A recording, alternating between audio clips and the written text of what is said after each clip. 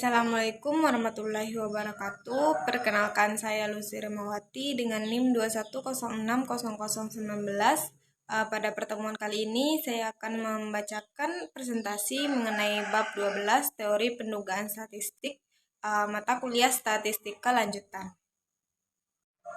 Baiklah, sebelum memasuki materi, saya akan menjelaskan bagian-bagian dari teori pendugaan statistik. Yang pertama, menjelaskan pengertian teori dan kegunaan pendugaan. Yang kedua, pendugaan titik parameter. Ketiga, pendugaan interval. Keempat, kesalahan standar dari rata-rata hitung sampel. Kelima, menyusun interval keyakinan. Keenam, interval keyakinan rata-rata dan proporsi. Ketujuh, interval keyakinan selisih rata-rata dan proporsi. Kedelapan, memilih ukuran sampel.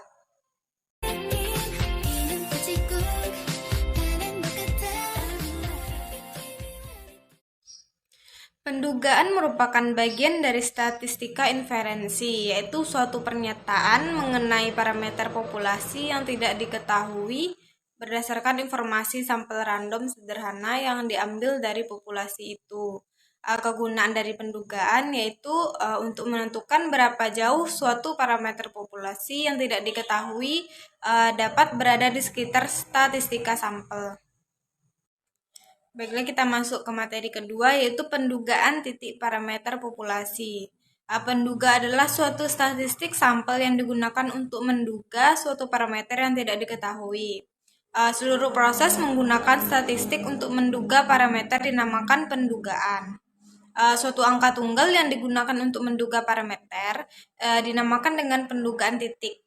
Misalnya rata-rata sampel X dan proporsi sampel P adalah penduga titik terhadap rata-rata populasi dan proporsi populasi P. Sifat-sifat penduga, yang pertama ada penduga tidak bias. Penduga ini dikatakan dengan penduga titik dikatakan tidak bias jika di dalam sampel random yang berasal dari populasi, rata-rata atau nilai harapan dari statistik sampel sama dengan parameter populasi atau dapat dilambangkan dengan E.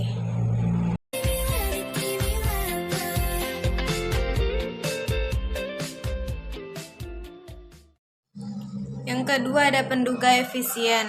Penduga yang efisien adalah penduga yang tidak bias dan mempunyai varian terkecil atau S(X) dari penduga-penduga lainnya.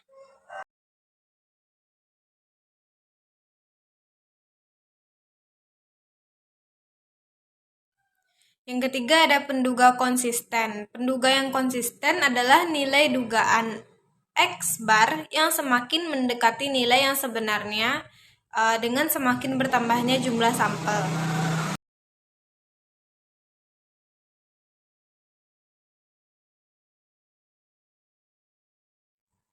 Selanjutnya kita masuk ke materi ketiga, yaitu pendugaan interval.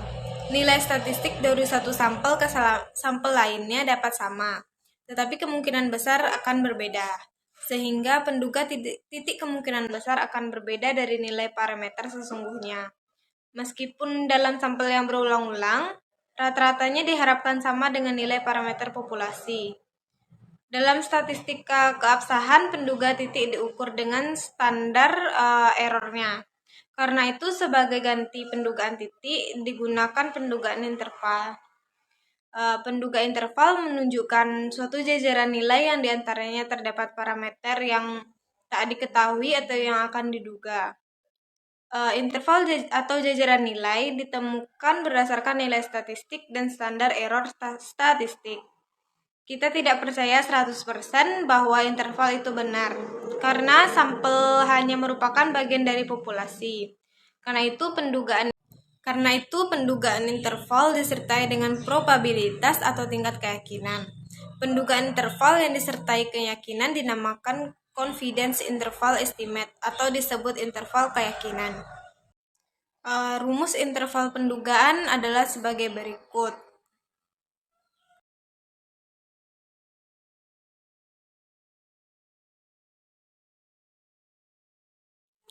Cara penyusunan interval keyakinan ditentukan oleh bentuk distribusi populasi dan diketahui atau tidaknya standar deviasi populasi. Pendugaan interval menunjukkan suatu ketepatan dari pendugaan. Karena itu lebih disukai daripada pendugaan titik. Contoh menentukan jumlah sampel setiap stratum. Pada gambar terlihat interval keyakinan 95% terhubungkan dengan nilai Z antara min 1,96 sampai 1,96. Ini dapat diartikan juga bahwa 95% dari rata-rata hitung sampel X bar akan terletak di dalam kurang lebih 1,96 kali standar deviasinya. Sedangkan untuk keyakinan 99%, maka rata-rata hitungnya juga akan terletak di dalam kurang lebih 2,58 kali standar deviasinya. Interval keyakinan juga dapat dituliskan dengan untuk C sama dengan 0,95 adalah kurang lebih 1,96 dan untuk C 0,99 adalah kurang lebih 2,58.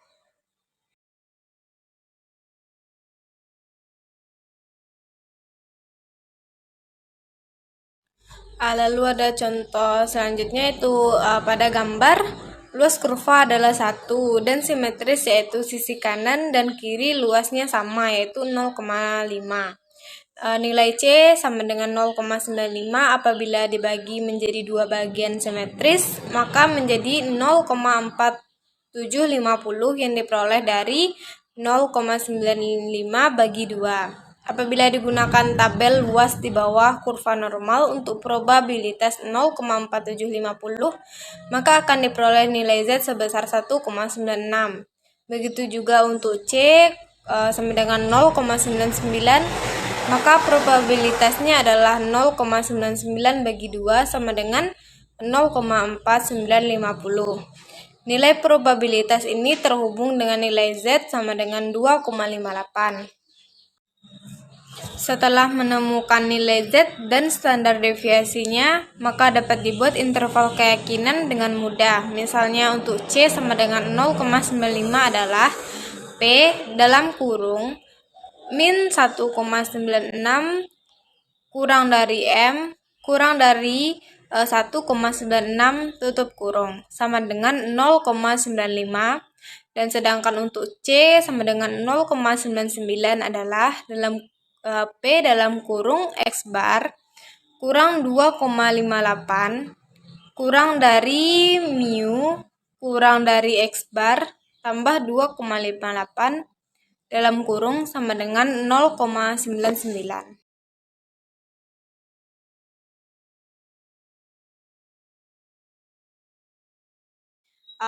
Rumusnya adalah sebagai berikut. Yang pertama adalah rumus untuk populasi yang tidak terbatas. N kurang dari 0,05. Selanjutnya yaitu populasi yang terbatas, N lebih dari 0,05.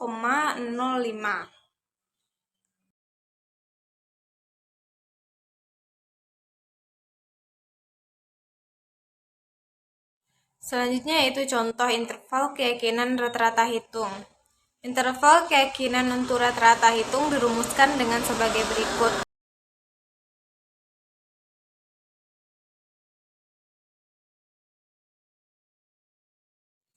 Selanjutnya kita masuk ke materi ke-6, yaitu ada interval keyakinan rata-rata dan proporsi, di mana ada skema proses interval keyakinan dimulai dari identifikasi masalah, lalu menentukan sampel dan nilai rata-rata, dari populasi tidak terbatas, menentukan keyakinan dan nilai Z, dan populasi terbatas.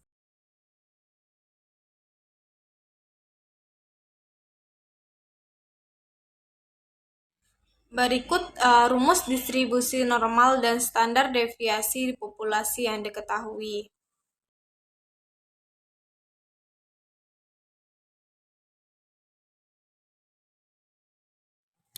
Jika populasi normal atau distribusi sampling rata-rata mendekati normal dan standar deviasi populasi diketahui, sehingga dapat dicari nilai standar error rata-rata. Dan berikut adalah contoh soal distribusi normal dan standar deviasi populasi diketahui.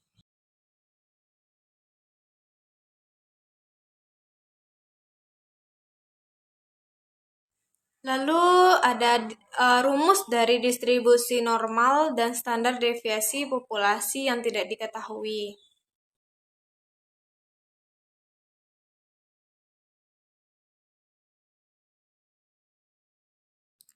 Biasanya, jika rata-rata populasi tidak diketahui, begitu juga dengan standar deviasi populasi juga tidak diketahui, sehingga standar deviasi populasi harus diduga dari sampel. Berikut adalah contoh soal dari distribusi normal dan standar deviasi populasi tidak diketahui.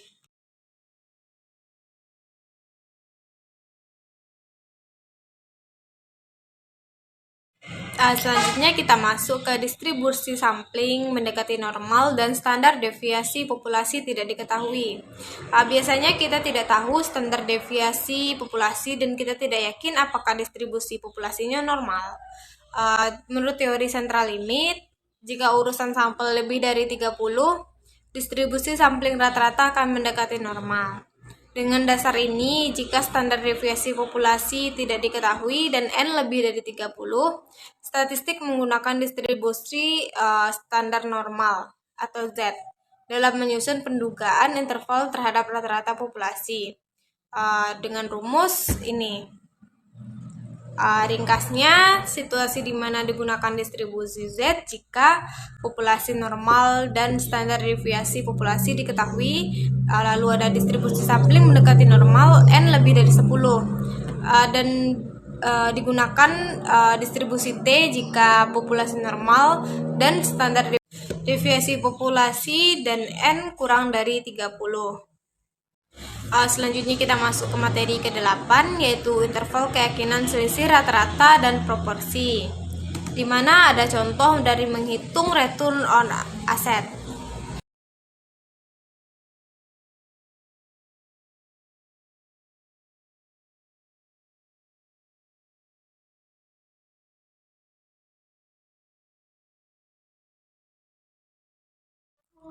Selanjutnya ada memilih ukuran sampel. Berikut rumus interval keyakinan untuk selisih rata-rata.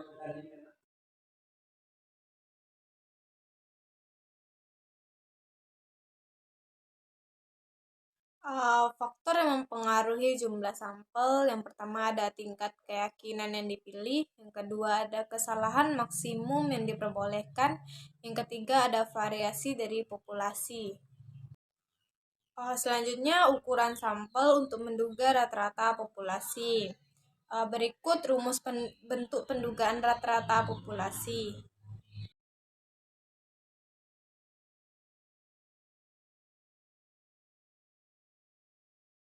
Dalam menentukan ukuran sampel untuk suatu pendugaan interval, diperlukan asumsi nilai standar deviasi populasi.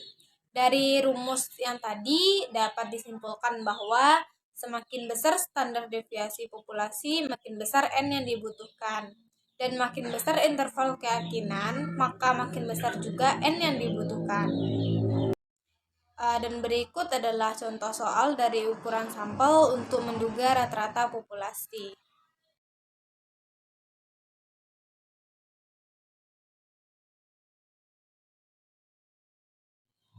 Selanjutnya ada sampel untuk menduga proporsi populasi P dan berikut rumus dan contoh soalnya.